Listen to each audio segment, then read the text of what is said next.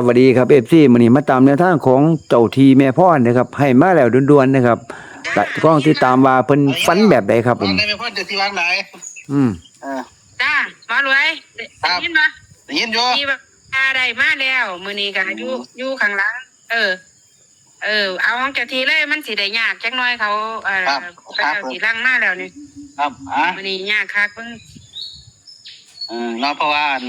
เจ้าที่เขาพ่อคุณได้มื้อนี้49495จ้ามื้อนี้ก็พ่อคุณยายตึกตนหนาอีกละว่าซั่นว่าแล้วเขาเจ้าที่ชี้เขาหาเนาะมื้อนี้เนาะมื้อนี้495แล้วบ้างเก่าเป็นหัวเพิ่นว่าเพราะว่าอยู่ไกลเติบอยู่เพิ่นว่าแต่ว่ามันใจคือกันนั่นล่ะแต่ว่ามันก็แค่แต้มเดียวได้ของยายกับของอันนี้ก็เลยไปติดตาดีแค่นั้น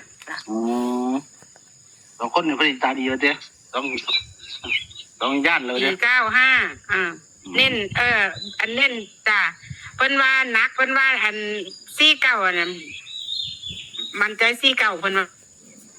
มันใจที่เก่าเนาะมันใจ49จ้ะเพิ่นว่ามีอัน49กับ45ตัวที่5บ่เน้นที่เก่าที่5บ่จ้าเน้นมันใจที่กับมันใจที่เขาบ่เนาะครับเพิ่นว่าเบิ่นมีบ่จ้าเพิ่นว่ามีเบิ่นบ่แม่พ่อน99นั่นล่ะเพิ่นว่า99เด้เบิ่นก็99อันล่ะจ้าเพิ่นว่าได้อยู่ว่าเจ้าที่เพิ่นเว้าหยังสู่ฟังบ่ฮะเพิ่นเว้าหยังสู่ฟังอีกบ่บ่มีตั้งแต่ว่าใจเย็นๆใจเย็นๆมื้อนี้อันคือว่าสิเปิดคุ้มซ้ำเด้บ้านเพิ่นเว้าเพิ่นคือหูบ่เด้เพิ่นว่าได้มันดีบ่เปิดดีบ่บ่เพิ่นว่าเปิดดีบ่เปิดจ้าให้เปิดดีบ่อาเกนั่นเพิ่นว่าสิไปร่วมน้ำอยู่ฮะเอาแล้วเว้าคันเปิดก็ดีเด้อยู่บ้านน่ะร้านสิบ่คุ้มทรัพย์ตั้ง8คุ้มเด้แม่เพิ่นว่าเป็นตาโอเคอยู่เพิ่นว่าเปิดเลยจ้าเพิ่นว่าแน่นอนเพิ่นว่าเข้ากันเพิ่นหูจังซี่เฮาเฮ็ดบ่หมอรวยต้องได้ขึ้นมาเด้ว่าแล้วเป็นเอาเฮ็ดตัวผู้เจ้า15มื้ออื่นเนาะผู้เจ้าเฮ็ดรถแล้วก็แอดมินที่เขาเจ้าอยากเล่นนำจังซี่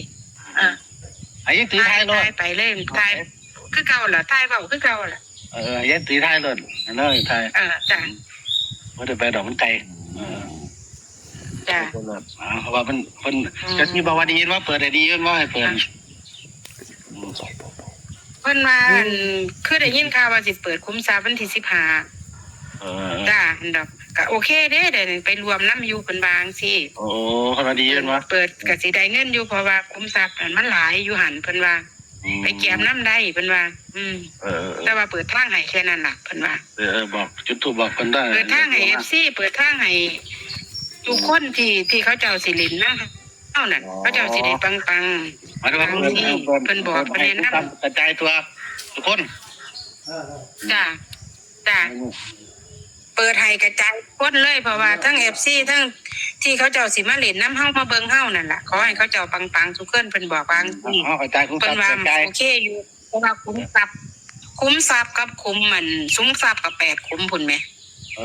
อยู่บ้านอยู่หน้าน่ะเพิ่นว่าปังอยู่เพิ่นว่าแต่ว่าคันสิเปิดเอายามใดนี่ต้องเอิ้นเพิ่นไปนำเพิ่นว่ามันคันสิเปิดซุมื้อนั่นก็ได้เพิ่นว่า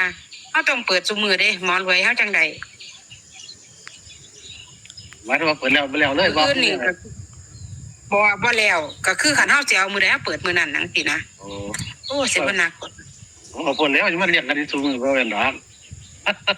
โอ้ยมันหนักอยู่เด้เปิดทีแล้วเลยล่ะขอบ่ได้ได้กันบ่ได้ย่านคือว่าคันเปิดซุมื้อก็บ่เป็นหยังแต่ว่าคันขอให้ได้แค่นั้นล่ะขอให้ได้เขาเรียกผ้าเขาผ้าวัดมาซะละน้อยคันได้ยินบ่ได้ดอกแม่นจ้ะแม่นเพิ่นว่าลองเนาะ